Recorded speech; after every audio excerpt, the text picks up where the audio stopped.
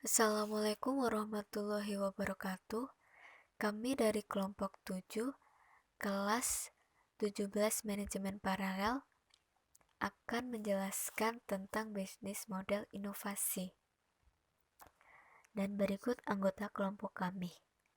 Yang pertama ada Mbak Ditya Dwi Novita, NPM 170101001012, dan saya sendiri, Siti Alfas Rasmiati, NPM 1701010151. Ada Mbak Yolanda Grinda, NPM 1701010216, dan terakhir ada Mbak Mulfiatus Susana, NPM 1901010221. Baik, jadi apa pengertian BMC atau Business Model Canvas? BMC dikenalkan pertama oleh Oxwalder dan Pickner, menjelaskan mengenai pemikiran sebuah bisnis diciptakan, diberikan, dan ditangkap nilainya. BMC dapat mengubah konsep bisnis yang rumit menjadi sederhana yang ditampilkan pada satu lembar kanvas yang berisi rencana bisnis. Oxwalder dan Pickner membuat sebuah pendekatan model kanvas, yaitu 9 building blocks, yang terdiri dari customer segments, value propositions, channels, customer relationship, revenue stream, key result, key activities, key partnership, and cost structure, yang akan dijelaskan oleh Mbak Ditya. Baik, selanjutnya customer segment. Pelanggan merupakan kunci utama dalam mendapatkan keuntungan. Tanpa pelanggan, maka sebuah perusahaan tidak dapat bertahan lama dalam bisnis yang mereka bangun. Beberapa tipe dari customer segments. Yang pertama adalah mass market. Merupakan model bisnis yang fokus pada penentuan segmentasi pasar, nilai proposisi, kerjasama, dan juga saluran distribusi. Yang kedua, yaitu niche market. Model bisnis yang memiliki target pasar hanya melayani segmen pelanggan tertentu atau lebih spesifik. Yang ketiga, segmented. Merupakan model bisnis yang membedakan kebutuhan dan masalah yang berbeda pada pelanggan. Yang keempat, diversified adalah model bisnis yang melayani dua atau lebih dengan kebutuhan yang berbeda dan saling bergantung satu sama lain.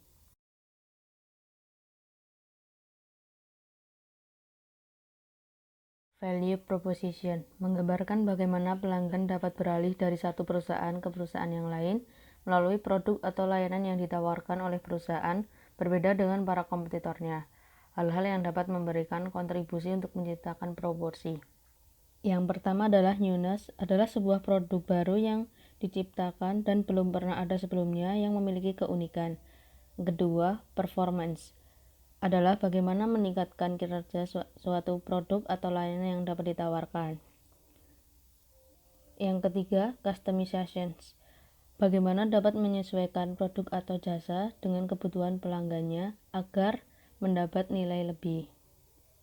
Yang keempat adalah getting the job done, merupakan bagaimana produk atau jasa berfungsi membantu pelanggan untuk menyelesaikan pekerjaannya. Yang kelima, desain adalah dengan memiliki desain yang menarik, maka suatu produk akan memiliki nilai proporsi yang baik. Yang keenam, brand atau status adalah pelanggan dapat menentukan nilai suatu produk dari merek yang telah dikenal oleh masyarakat luas. Yang ketujuh, price adalah bagaimana harga dapat ditentukan oleh pesaingnya dan menjadi dasar dalam menentukan harga produk barang yang ditawarkan. Yang kedelapan, cost reduction adalah bagaimana sebuah nilai dapat dari biaya yang dikeluarkan oleh pelanggan dalam membeli produk atau jasa yang dikurangi. Yang kesembilan, risk reduction adalah resiko yang ditimbulkan oleh produk yang ditawarkan kepada pelanggan sangat kecil atau garansi. Yang terakhir, accessibility. Produk yang ditawarkan dapat dengan mudah digunakan atau dapat diakses oleh semua orang. Channels menggambarkan bagaimana sebuah perusahaan dapat menjalin komunikasi dengan pelanggannya dalam menyampaikan nilai proporsinya. Ada beberapa, Fungsi dari channel antara lain meningkatkan kesadaran kepada pelanggan atas produk dan jasa yang ditawarkan oleh perusahaan, membantu pelanggan dalam mengevaluasi proporsi nilai dari pelanggan, memungkinkan bagi pelanggan dalam membeli produk atau jasa yang lebih spesifik, memberikan proporsi nilai perusahaan kepada pelanggan, dan memberikan layanan pendukung pasca pembelian kepada pelanggan.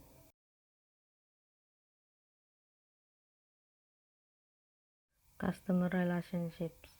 Hubungan dengan pelanggan dibangun sesuai dengan customer segment. Dalam menjalin hubungan dengan pelanggan dapat dilakukan 3 cara. Yang pertama, customer acquisitions. Yang kedua, customer retention. Dan yang terakhir, upselling. Osterwalder dan Pinion membagi customer relationship menjadi 6 bagian, yaitu yang pertama, personal assistance.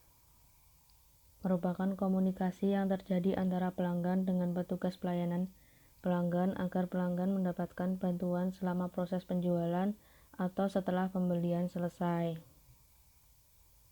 Dedicated personal assistance yaitu dengan menugaskan seseorang yang khusus dalam melayani pelanggan secara individual. Self-service yaitu pelanggan tidak berhubungan langsung dengan perusahaan, tetapi perusahaan menyediakan sarana yang dilakukan untuk pelanggan dalam membantu dirinya sendiri. Automated service yaitu hubungan yang menggambarkan proses layanan mandiri dengan layanan otomatis. Communities yaitu perusahaan membangun hubungan antar sesama anggota dengan membentuk sebuah komunitas untuk saling bertukar pikiran dalam mengetahui keinginan daripada pelanggannya. Yang terakhir yaitu co-creation adalah membangun sebuah hubungan dengan konsumen untuk menciptakan sebuah nilai proporsi yang baru. Selanjutnya akan dijelaskan oleh Mbak Yolanda.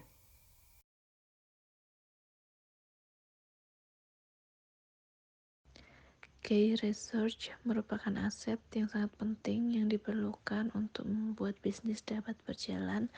Sumber daya utama dikategorikan menjadi 4 bagian, yaitu 1. Fisik atau gedung, mesin, tanah, kendaraan. Yang kedua, intelektual atau hak intelektual, hak paten, merek. Yang ketiga, human atau sumber daya manusia. Yang keempat, finansial atau keuangan. Key activities menggambarkan aktivitas yang penting yang dilakukan oleh perusahaan agar bisnis yang dilakukan dapat bekerja dengan baik. Key activity dapat dikategorikan menjadi 3 bagian. Yang pertama production, yang kedua pemecahan masalah, yang ketiga platform. Key partnership, perusahaan membentuk aliansi atau kerjasama karena berbagai alasan. Biasanya bertujuan untuk menciptakan pengoptimalkan bisnis, mengurangi terjadinya risiko, dan untuk memiliki daya saing yang tinggi dengan para kompetitornya. Untuk cost struktur, menggambarkan semua biaya yang dibutuhkan untuk menjalankan suatu model bisnis. Cost struktur dari model bisnis dapat dibedakan menjadi 2 bagian, yakni cost drive dan value driven-nya. Yang selanjutnya, epicenter BMC inovasi. Osterwalder dan Pinion tahun 2010 membedakan inovasi model bisnis berdasarkan 5 titik dari mana transformasi suatu model bisnis berasal. Resource drive menciptakan inovasi yang berasal dari instruktur yang sudah ada dalam suatu organisasi atau kemitraan untuk memperluas atau mengubah suatu model bisnis.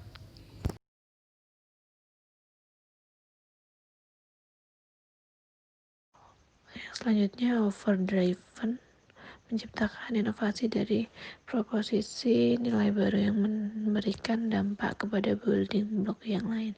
Contoh perusahaan dalam hal ini The New York Times membangun dengan konsep multi-platform untuk memperluas pasarnya. Yang selanjutnya atau yang ketiga yaitu customer driven, menciptakan inovasi berdasarkan dari kebutuhan pelanggan, memfasilitasi akses dan menciptakan kenyamanan. Contoh perusahaannya yaitu AirAsia dengan memfokuskan diri pada segmen dengan biaya terjangkau atau low cost carrier atau LCC. AirAsia berfokus pada segmentasi kelas menengah. Selanjutnya yang keempat, finance driven. Finance driven menciptakan inovasi dengan aliran penghasilan mekanisme pricing atau mengurangi struktur biaya yang baru yang akan mempengaruhi building blocks yang lain. Contoh perusahaannya yaitu The New York Times. The New York Times melakukan inovasi model bisnis dengan melakukan transisi menuju media digital. Yang dilakukan The New York Times yaitu membangun media dengan konsep multi-platform. Dan yang terakhir yang kelima, multiple epicenter driven.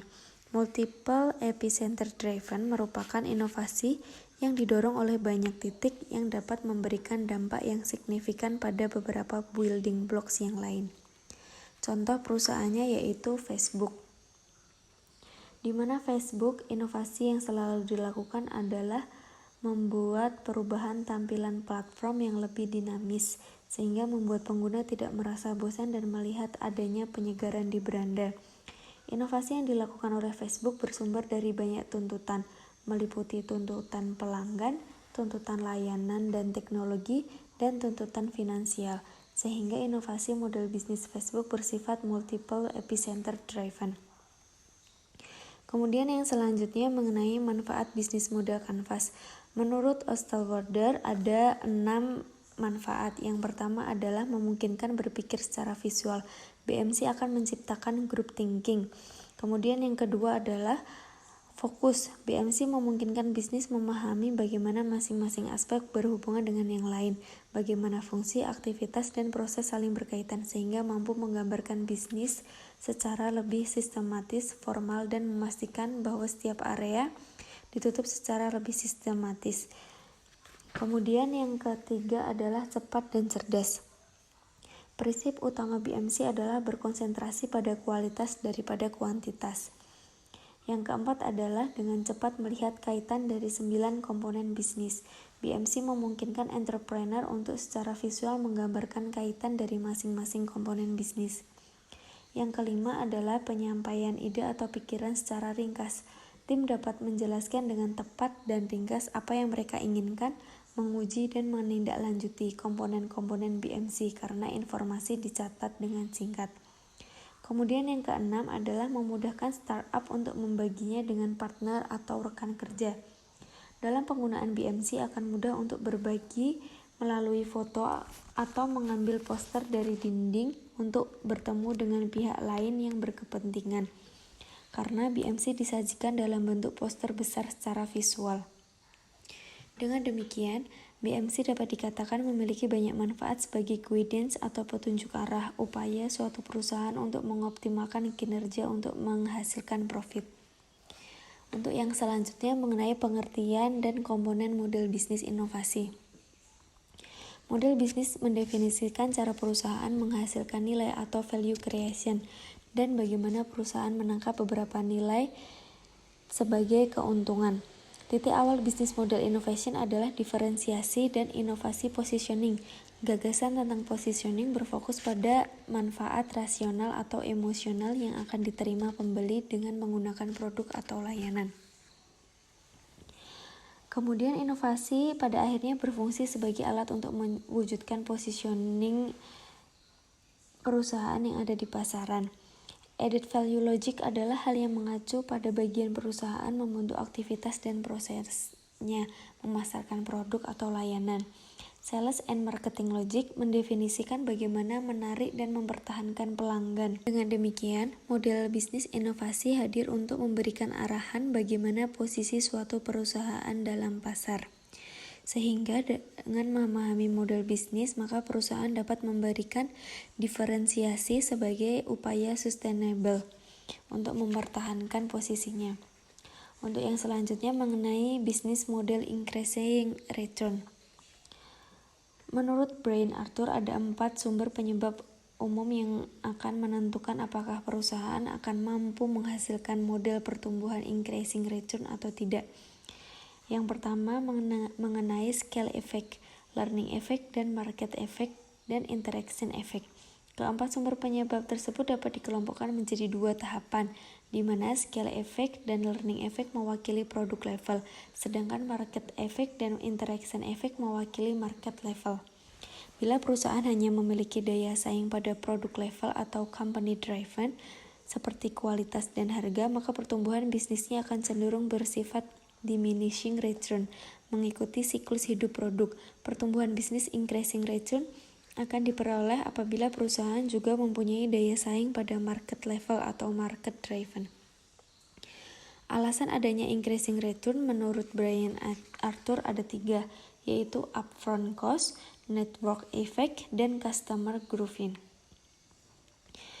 Kemudian, menurut Brian Arthur, ada 2 aliran besar dalam 2 ekonomi. Yang pertama, research-based economic atau diistilahkan sebagai dunia bulk processing yang menghasilkan produk-produk berbasis pada kelimpahan sumber daya, tetapi hanya memerlukan sedikit pengetahuan dan beroperasi mengikuti prinsip diminishing return oleh Marshall. Kedua, dunia ekonomi yang bersifat knowledge-based yang menghasilkan produk-produk berlandaskan pada kelimpahan pengetahuan namun hanya memerlukan sedikit sumber daya dan beroperasi mengikuti prinsip increasing return. Baik, sekian presentasi dari kelompok kami. Kurang lebihnya mohon maaf. Wassalamualaikum warahmatullahi wabarakatuh.